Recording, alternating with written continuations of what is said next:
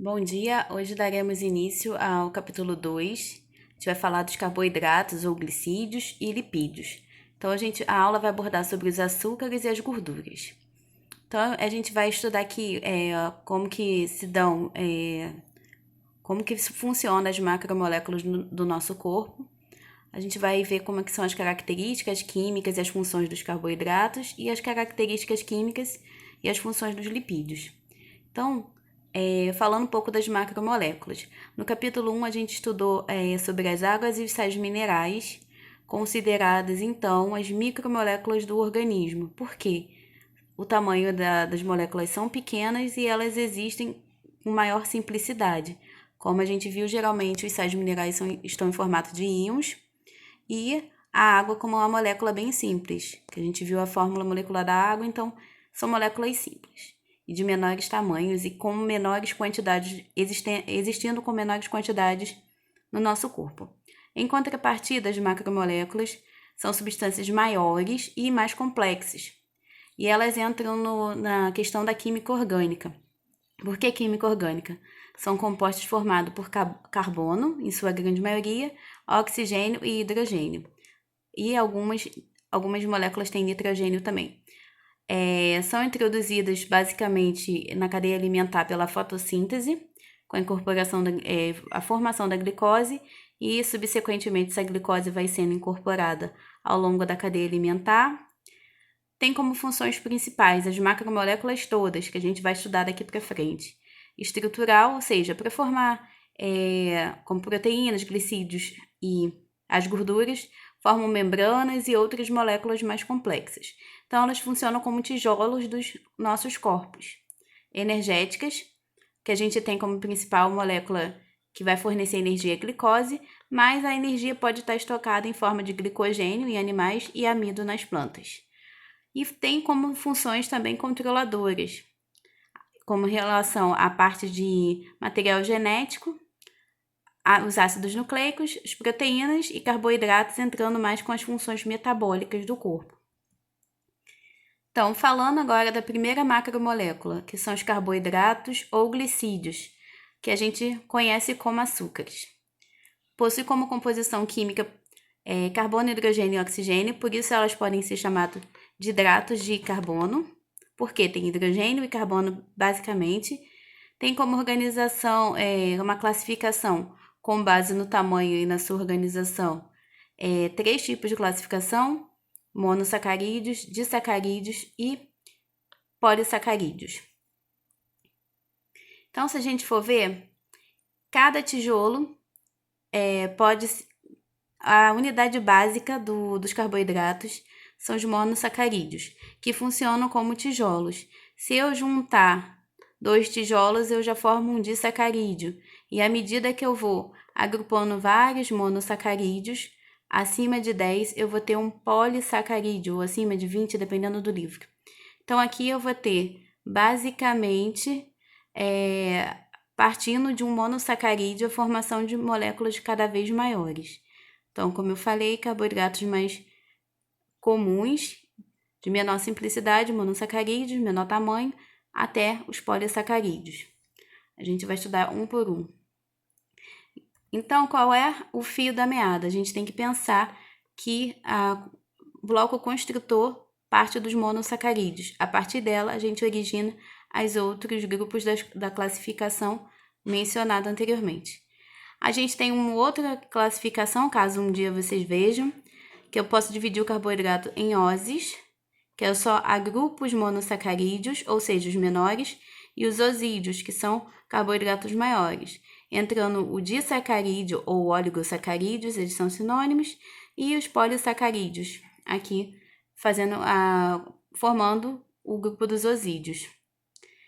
Então, falando dos açúcares como monossacarídeos, são moléculas de base, né, construtores, que formados por 3 a 7 carbonos.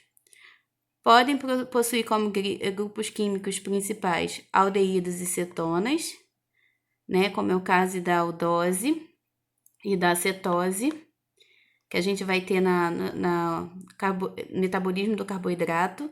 Tem como fórmula geral essa aqui, fórmula geral química, e Como eu falei, ela varia de 3 a 7 carbonos. O nome dela, o sufixo, vai ser sempre -ose e cada quantidade de carbonos que eu tenho um prefixo. Então, 3 carbonos, tri. 4 carbono, tetra. E daí por diante. Então, triose, quando eu tenho 3 carbonos. Tetrose, quando eu tenho 4 carbonos. Pentose, quando eu tenho 5. Hexose, quando eu tenho 6. Heptose, 7 carbonos. Os principais que a gente vai estudar na biologia são as pentoses e as hexoses. Como exemplo de hexoses, a gente tem a glicose, encontrada tanto em animais como em vegetais, e a frutose encontrada mais nos vegetais. Então, falando um pouquinho das funções. A ribose e a desoxirribose são pentoses, ou seja, penta vem de 5 carbonos, e elas possuem funções relacionadas ao material genético. A ribose, por isso que é o RNA, tem a ver com RNA, OR, ribose. Então, ela ajuda na produção do ácido nucleico, ribonucleico, e é a matéria-prima dele. Já o desoxirribose, aí, ó, o Dzinho do DNA, ele atua como a matéria-prima do ácido desoxirribonucleico, que a gente conhece como DNA. As hexoses principais, como eu falei, tem a glicose e a frutose. Então, é a principal fonte de energia para qualquer ser vivo, seja ele vegetal ou seja ele para os outros animais. Como eu falei, ele é fabricado na fotossíntese e ele, ao longo da cadeia alimentar, vai passando pelos seres vivos. A frutose tem função energética, normalmente também para as plantas. A galactose, que é encontrada no leite, possui função energética. E ele vai ajudar a produzir a lactose, né? Que é o açúcar que a gente encontra no leite. Então, os monossacarídeos são como se fosse um tijolo. Se eu juntar 2 tijolos, eu vou ter o quê? 1 com 1 forma 2. Vou ter um disacarídeo. Se eu unir 2 ou mais monossacarídeos até 10 tijolinhos, bloquinhos, eu vou ter um disacarídeo. Então, aqui eu tenho monossacarídeo. Aqui, pela fórmula estrutural, é uma glicose. Se eu uni-los, eu formo uma ligação glicosídica. O que vai acontecer? Eu vou perder um hidrogênio daqui e uma hidroxila, ou seja, esse pedaço aqui some, desidrata, e eu vou ter a formação de uma ligação glicosídica, em que eu tenho um oxigênio entre os 2 monossacarídeos. E esse OH com esse H aqui some na fórmula de água, ou seja, eu estou tendo uma desidratação. Estou formando um disacarídeo mediante a saída de uma água. Então, aqui, exemplos de disacarídeos. Os 3 principais é uma sacarose. Eu junto um bloquinho de glicose com um de frutose. Basicamente, todos eles têm função energética. E a sacarose é encontrada em cana e beterraba, em outros vegetais, vamos dizer assim, com caráter mais açucarado. A maltose, glicose, mas são 2 moléculas de glicose juntas, ou seja, eu tenho 2 blocos de glicose que se juntam e formam a maltose. A fonte geralmente são cereais, como eu falei, vai fornecer energia. A lactose, eu tenho a galactose junto com uma glicose, que vai fontes lácteas, normalmente leite. E polissacarídeo. Então, eu uni mais de 10 blocos, ou seja, mais de 10 monossacarídeos, eu vou ter um polissacarídeos. E aí, o que a gente vai ter? Por ele ter uma grande quantidade, eles podem ser considerados polímeros, ou seja, estruturas muito complexas formadas por com várias moléculas. Então, você vai ver que são moléculas muito grandes. Os principais polissacarídeos geralmente têm a ver com a parte de armazenamento de energia ou formação de estruturas muito rígidas. Então, a gente vai ter o amido e o glicogênio, que são reservas energéticas. O amido, reserva energética da planta, e o glicogênio, reserva energética dos animais. Então, a gente tem esse amido presente no milho, na soja, no arroz, né? E ele é reserva de uma planta. E ele é uma fonte bem importante de carboidrato para os homens. Já o glicogênio, falei que é uma fonte energética de animais. Ela fica acumulada no fígado e nos músculos quando o corpo precisa que ela é acionada e é formada por centenas de glicose. Então, são moléculas muito grandes, como eu falei.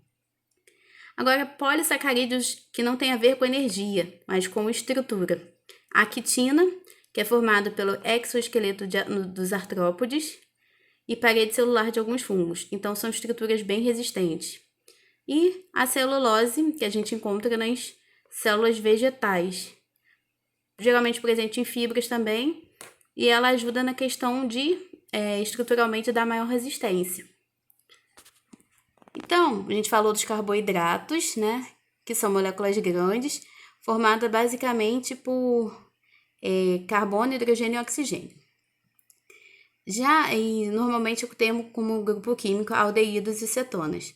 Agora a gente vai falar um pouquinho de lipídio, que são as gorduras, que são moléculas também bem grandes, com uma característica um pouquinho diferente dos carboidratos.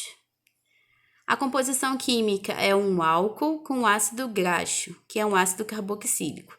Normalmente o álcool é o glicerol ou glicerina, junto com ácidos graxos, que são do grupo químico dos ácidos carboxílicos. E por que ele tem um pouquinho de diferença em relação aos açúcares? Os ácidos graxos tem tanto em grande quantidade na molécula que ele confere à molécula uma polaridade, ele faz com que ela perca a polaridade. Então, são normalmente moléculas apolares, ou seja, elas não vão ter cargas ali concentradas nela, devido à grande quantidade de ácido gráfico que é necessário para formá-las. Então, por isso, elas são insolúveis em água.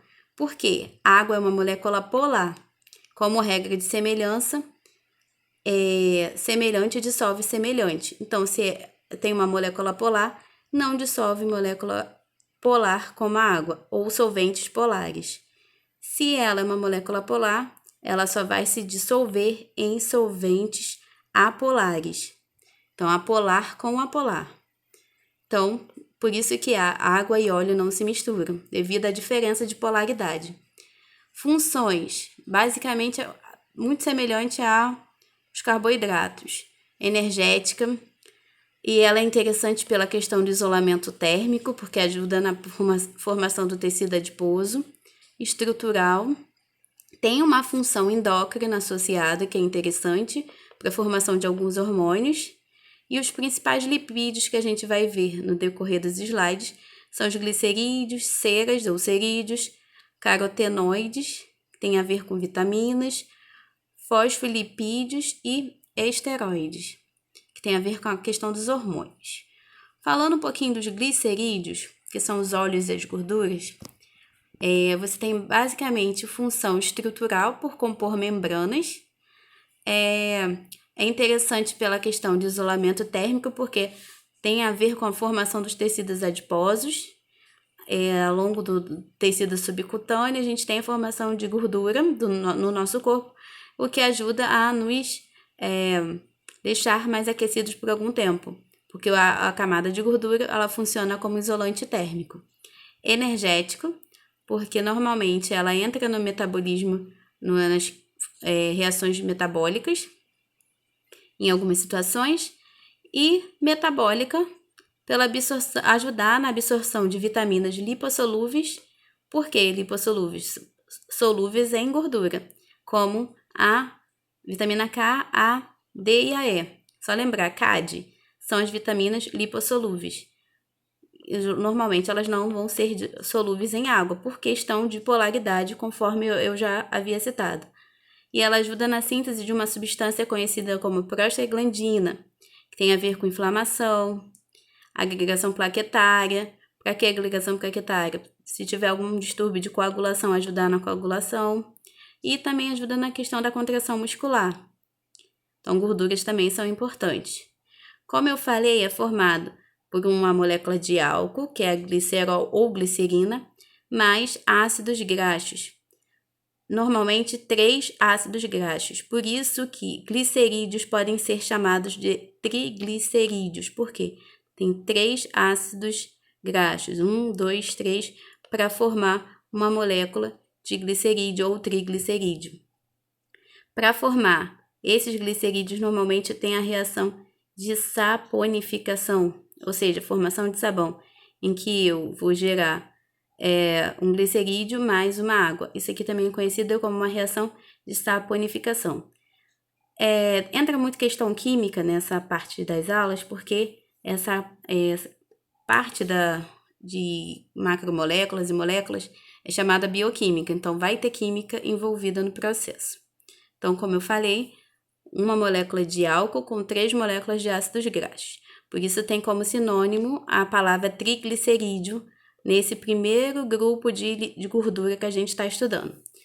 Então, glicerídeo, como eu falei, a gente pode classificar uma molécula com ácido, monoglicerídeo, mas normalmente a gente não encontra muito esses dois. A gente vai encontrar nessa forma aqui que eu falei anteriormente, glicerol mais 3 ácidos graxos, formando triglicerídeo.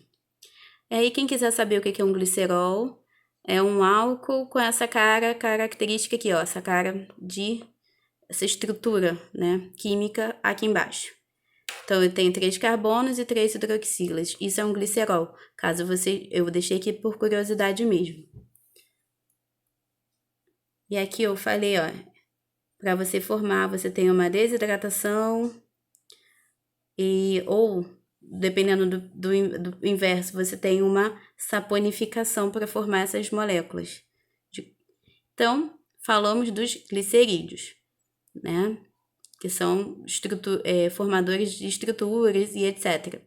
Agora, falando do segundo grupo, cerídeos ou ceras, são formados por álcools maiores, ou seja, não só tem 3 carbonos, o álcool tem uma estrutura maior, com ácidos graxos. Qual é a diferença dos triglicerídeos? Eles não são líquidos à temperatura ambiente. Pelo contrário, são sólidos à temperatura ambiente. Como a gente pode ver, ó, os favos das ceras são formados, né, por cerídeos. Então, a gente vê aqui, ó, a formação sólida à temperatura ambiente. Função, normalmente estrutural. Podem ser encontradas essas ceras nos pelos dos animais, nas penas, no exoesqueleto de alguns artrópodes, que a gente pode botar aqui insetos. Só pensar em alguns insetos que têm aquela formação mais, vamos dizer assim, forte, né, graças aos lipídios que formam.